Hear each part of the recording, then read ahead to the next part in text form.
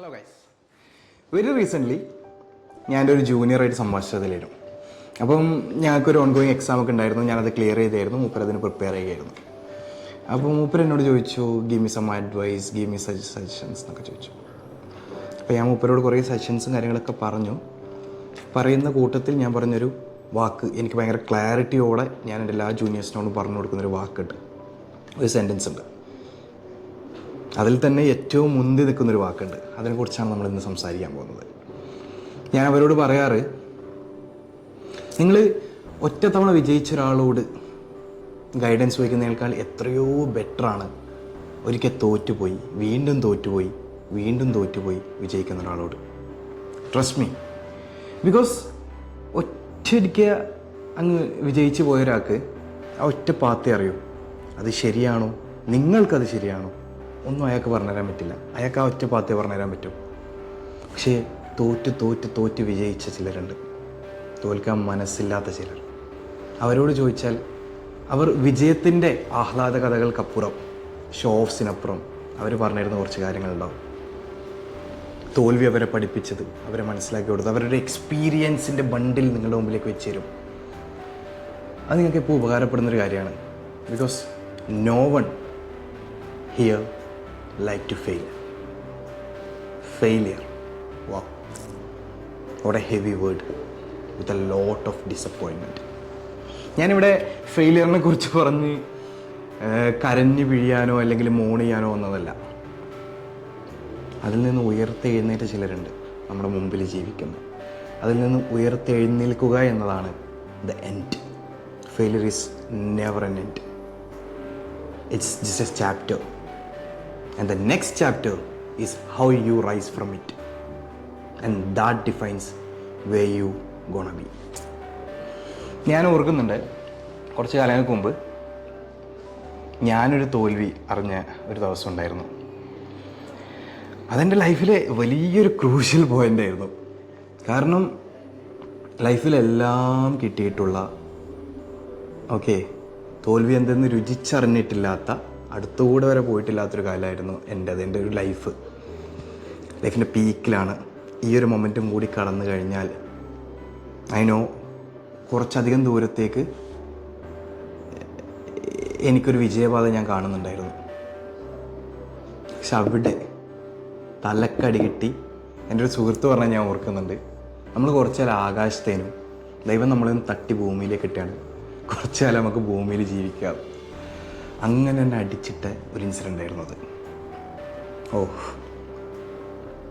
And trust me, that was the fuel also.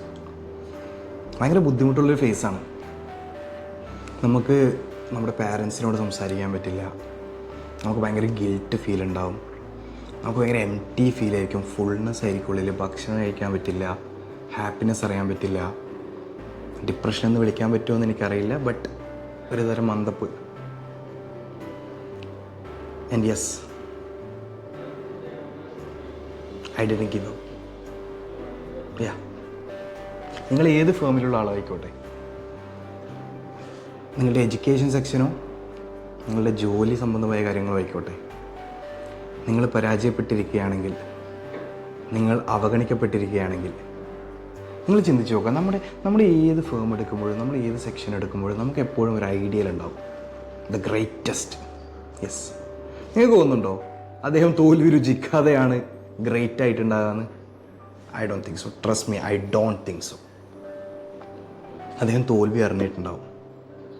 അദ്ദേഹം ആ തോൽവിയോട് fight ചെയ്ത് തിരിച്ച് റൈസ് ചെയ്തുകൊണ്ട് മാത്രമാണ് അദ്ദേഹം ഇന്ന് ഗ്രേറ്റ് ആയിട്ട് നിൽക്കുന്നത്. എന്തായിരിക്കും അദ്ദേഹത്തെ ഫ്യൂവലപ്പ് ചെയ്ത ആ മോട്ടീവ്? ഒഴിവാക്ക്. എന്തായിരിക്കും നിങ്ങളെ ഫ്യൂവലപ്പ് ചെയ്യുന്ന ആ motive?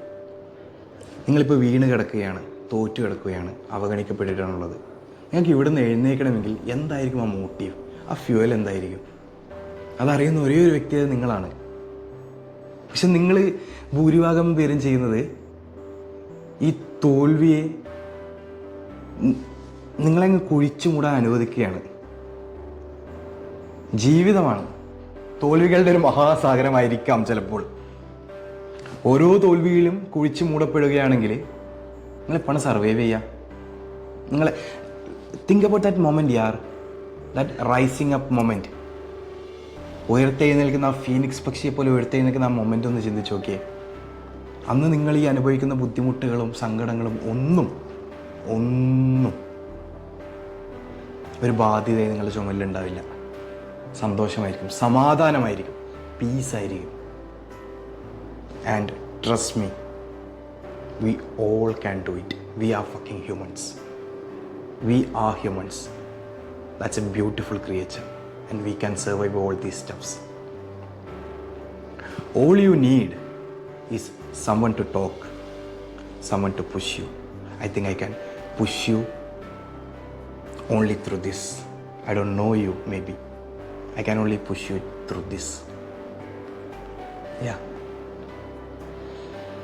Survival is an essential part, dude. And you should work on it. I don't know. നിങ്ങളോട് ഇത് മുമ്പ് ആരെങ്കിലും പറഞ്ഞിട്ടുണ്ടോ എന്ന് എനിക്കറിയില്ല. ഇല്ലെങ്കിൽ let me be the first. Bro, you are worth it. You got this. You are enough. You can do it. Trust me and rebuild yourself. Because that is life. Thank you.